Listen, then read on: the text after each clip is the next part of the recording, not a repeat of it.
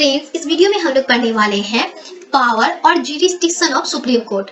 Okay, power हो या jurisdictions, दोनों क्या है, सिमिलर है। कैसे देखा जाए जुडिशरी सिस्टम ऑफ इंडिया, तो पिरामिड शेप का है। कैसे, सबसे एपेक्स पे हम लोग देखते हैं सुप्रीम कोर्ट। ओके, जो एपेक्स होता है सुप्रीम कोर्ट को एपेक्स कोर्ट के नाम से भी जाना जाता है, क्योंकि ये सबसे हाईएस्ट लेवल पे होता है, ये सेंट्रल लेवल पे होता है।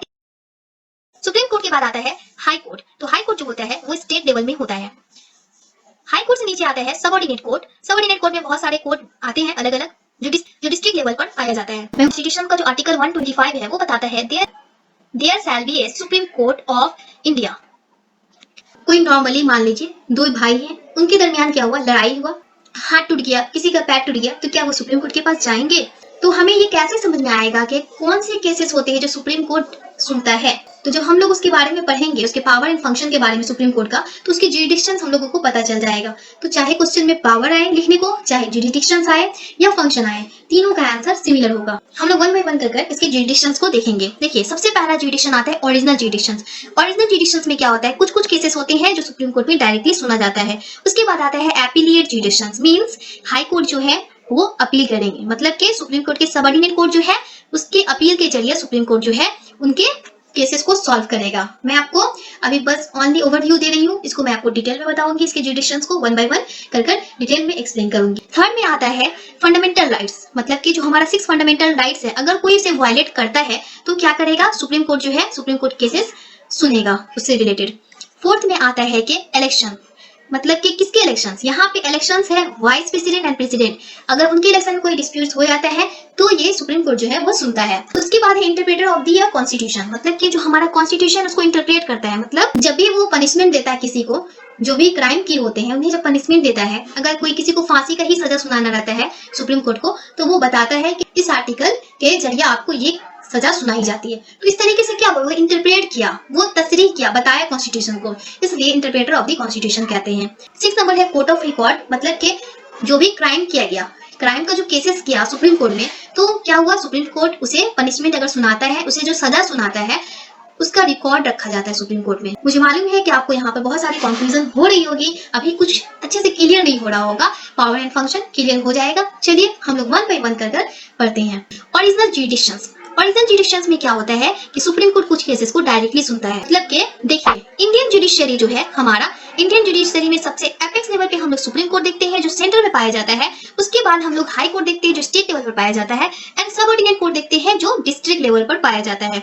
तो केसेस मान लीजिए कि सबऑर्डिनेट कोर्ट के पास आया, केसेस मान लीजिए कि सबऑर्डिनेट कोर्ट के पास आया, अगर सबऑर्डिनेट कोर्ट जो है अगर उसे सॉल्व नहीं कर पाएगा तो हाई कोर्ट में जाता है।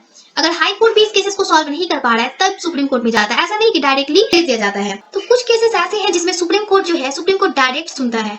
तो कौन से ऐसे केसेस है जो सुप्रीम कोर्ट डायरेक्ट सुनता है, चलिए हम लोग उसको देखते हैं। देखिए, सबसे पहला क्या है, between the government of India और स्टेट और स्टेट्स, मतलब कि एक स्टेट हो या एक से ज्यादा स्टेट हो, अगर वो सेंटर से लड़ रहे हैं, अगर इस टाइप का कोई झगड़ा आता है, कोई केसेस आता है, तो सुप्रीम कोर्ट डायरेक्टली सुनेगा। उसके बाद है कि between the government of India and any state or state on one side on or more states on the other side, मतलब कि अगर गवर्नमेंट ऑफ इंडिया, देखिए इसको ऐसे समझिए कि दो स्टेट्स हैं, दोनों स्टेट क्या कर रहे हैं, लड़ रहे हैं किसी इश्यूज को लेकर और गवर्नमेंट को उसमें शामिल कर लिए हैं कि गवर्नमेंट, तो इस तरीके से अगर कोई केसेस आता है कि दो स्टेट से रिलेटेड कोई केसेस है और गवर्नमेंट से जुड़ा हुआ वो केस है, तो उसको भी वो सॉल्व करता है। इसलिए यहाँ बोला बेटा, देखिए कुछ ऐसे केसेस हैं जिसमें गवर्नमेंट इन्वॉल्व ना भी हो, अगर 2 और उससे ज्यादा स्टेट, वेस्ट बंगाल और मुंबई का, अगर मान लीजिए ये दोनों स्टेट्स हैं, तो दोनों स्टेट में क्या हो रहा है कि लड़ाई हो रहा है, या 2 से ज्यादा स्टेट में अगर लड़ाई हो रहा है, तो इस टाइप के भी केसेस को ये जो होते हैं सुप्रीम कोर्ट वो सॉल्व करते हैं। तो जो सुप्रीम कोर्ट होता है, ऐसा नहीं कि कुछ भी केसेस आए 2 स्टेट के दरमियान उसे सॉल्व करने के लिए वो आ गए,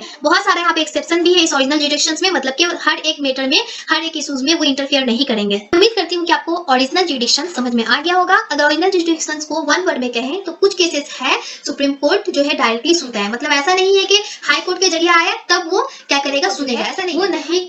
कुछ केसेस ऐसे होते हैं जो हाई कोर्ट जो है अपील करता है केस को सॉल्व करने के लिए सुप्रीम कोर्ट को।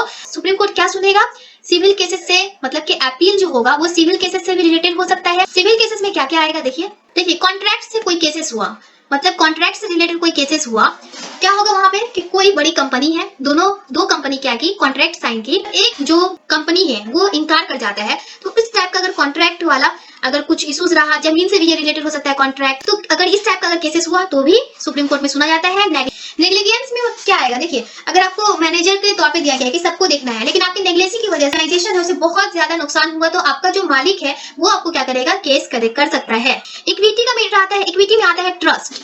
ओके, इक्विटी का मैटर इन्वॉल्व होता है आपके ट्रस्ट से। इसके अलावा इसके पास क्रिमिनल केसेस को सुनने का भी पावर है। देखिए क्रिमिनल केसेस क्या होंगे, क्रिमिनल केसेस रिलेटेड होंगे मर्डर से, और इसके अलावा ट्रेजन मींस टेररिस्ट एक्टिविटी जो होता है, या पायरेसी से, मतलब कि मर्डर से रिलेटेड होंगे, या ट्रेजन से टेररिस्ट एक्टिविटी से, या पायरेसी से।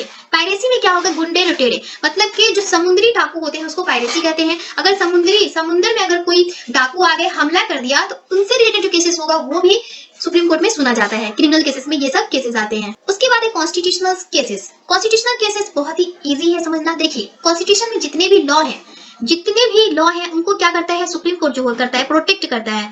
ओके, अगर किसी भी लॉ को अगर वायलेट होते वो देखता है कि अगर कोई लॉ को क्या कर रहा है, तोड़ रहा है, उसके अगेंस्ट जा रहा है, तो उसे क्या करेगा, उस केसेस अगर उससे रिलेटेड भी कोई केसेस आता है तो भी सुप्रीम कोर्ट सुनता है। मान लीजिए कुछ ऐसा केसेस है जिसमें झूठा केसेस है, मतलब कि आप क्राइम किए नहीं है, लेकिन आपको बोला जा रहा है कि आप क्राइम किए हैं, और ये हाई कोर्ट जो है वो साबित भी कर दिया है कि हाँ आप ये क्राइम किए हैं, तो आप क्या करिएगा, आपके पास लास्ट ऑप्शन बचता है आर्टिकल 132, मतलब कि आर्टिकल 132 के तहत या जरिया आप जा सकते हैं सुप्रीम कोर्ट में हाई कोर्ट के अगेंस्ट कंप्लेन करने के लिए। सुप्रीम कोर्ट जो है हमारा फंडामेंटल राइट्स को भी प्रोटेक्ट करता है। कैसे प्रोटेक्ट करता है, आर्टिकल 32 के जरिए वो प्रोटेक्ट करता है। कैसे प्रोटेक्ट करता है, सुप्रीम कोर्ट जो रीट्स को इश्यूज करता है, जो हमारा 5 रीट्स है उसको इश्यूज कर हमारे फंडामेंटल राइट्स को प्रोटेक्ट करता है। सुप्रीम कोर्ट के पास इलेक्शन से रिलेटेड भी पावर है, जो प्रेसिडेंट एंड वाइस प्रेसिडेंट से जुड़ा हुआ है। उसमें क्या होता है, जितने भी डिस्प्यूट्स होंगे, जो भी इन्वॉल्व होगा उसके इलेक्शन से, मतलब प्रेसिडेंट एंड वाइस प्रेसिडेंट के इलेक्शन से जो भी डिस्प्यूट्स इन्वॉल्व होगा वो सुप्रीम कोर्ट सुनेगा। देखिए ये जो सुप्रीम कोर्ट है वो protector and interpreter of the constitution होता है, मतलब कि प्रोटेक्ट भी करता है कॉन्स्टिट्यूशन को। अगर कोई कॉन्स्टिट्यूशन का लॉ के अगेंस्ट जा रहा है, अगर कोई कॉन्स्टिट्यूशन के लॉ के अगेंस्ट जा रहा है, उसके खिलाफ जा रहा है, तो क्या करता है, प्रोटेक्ट करता है। कैसे, उसे सजा सुनाकर, ओके, और उससे रिलेटेड केसेस को सुनता है। और इंटरप्रेट कैसे करता है, जब वो सजा देता है तो उसको ये बोलता है कि इस आर्टिकल के तहत, इंडिया के कॉन्स्टिट्यूशन के ये आर्टिकल के जरिए आपको ये सजा सुनाई जाती है। तो ये सजा सुनाई गई तो क्या हुआ, वो इंटरप्रेट कर बताया, तस्रीह कर बताया, इस तरीके से वो क्या करता है, सजा देता है। इसलिए जो सुप्रीम कोर्ट उसे इंटरप्रेटर ऑफ द कॉन्स्टिट्यूशन भी कहा जाता है, क्योंकि वो इंटरप्रेट करता है कॉन्स्टिट्यूशन को। तो सुप्रीम कोर्ट को इसीलिए final interpreter of the constitution भी माना जाता है। तो मैं उम्मीद करती हूँ कि आपको समझ में आ गया होगा protector and interpreter of the constitution कैसे है सुप्रीम कोर्ट। देखिए सुप्रीम कोर्ट जो होता है वो रिजेक्ट करता है। किसको रिजेक्ट करेगा, अगर लेजिस्लेचर हो या एग्जीक्यूटिव से जो भी डिसीजन लिया गया होगा वो अगर अनकॉन्स्टिट्यूशनल होगा, मतलब कि लेजिस्लेचर ने कुछ ऐसा लग रहा है जो हमारा कॉन्स्टिट्यूशन जो है उसके अगेंस्ट है, मतलब कि जो भी वहां आर्टिकल है उसके अगेंस्ट में है, तब क्या करेगा सुप्रीम कोर्ट जो है, ऐसा लेजिस्लेचर का एक्ट हो या एग्जीक्यूटिव से रिलेटेड ये एक्ट हो इस टाइप का, अगर कॉन्स्टिट्यूशन के अगेंस्ट है तो वो रिजेक्ट कर देगा। लास्ट आता है court of record. Court of record में हम लोग क्या देखते हैं कि जो सुप्रीम कोर्ट ऑफ इंडिया है, जितने भी वहां केसेस को सॉल्व किया जाता है उसे रिकॉर्ड के तौर पे रखा जाता है। ओके, मैं उम्मीद करती हूँ कि आपको क्लियर हो गया होगा जुडिक्शंस ऑफ सुप्रीम कोर्ट। चैनल को सब्सक्राइब कर दो। Thank you for watching this video.